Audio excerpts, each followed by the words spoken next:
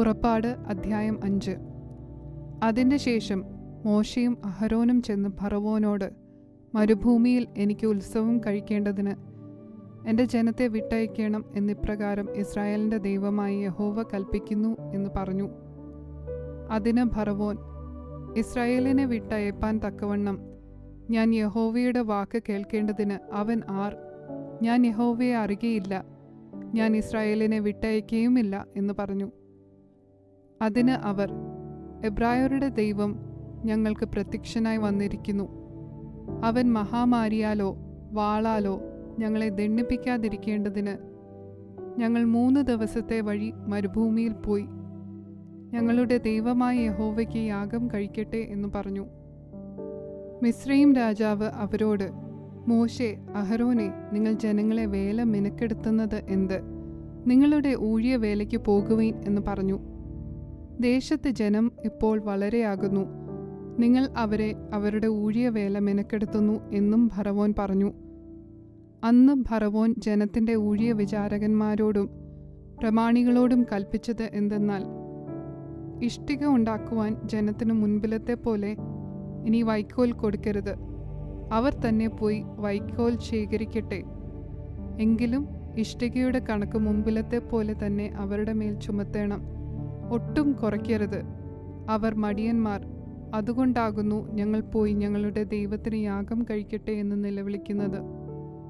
അവരുടെ വേല അതിഭാരമായിരിക്കട്ടെ, അവർ അതിൽ കഷ്ടപ്പെടട്ടെ. അവരുടെ വ്യാജവാക്കുകൾ കേൾക്കരുത്.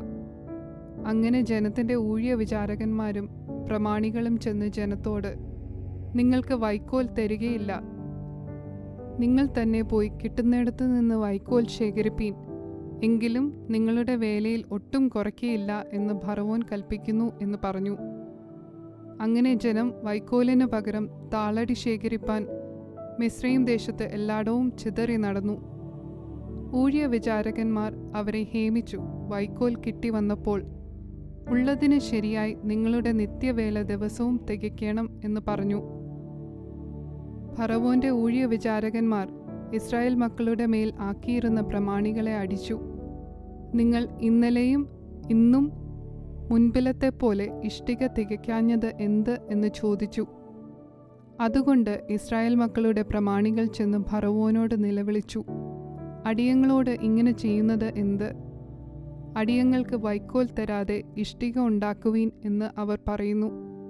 അടിയങ്ങളെ തല്ലുന്നു, അത് നിന്റെ ജനത്തിന് പാപമാകുന്നു എന്ന് പറഞ്ഞു.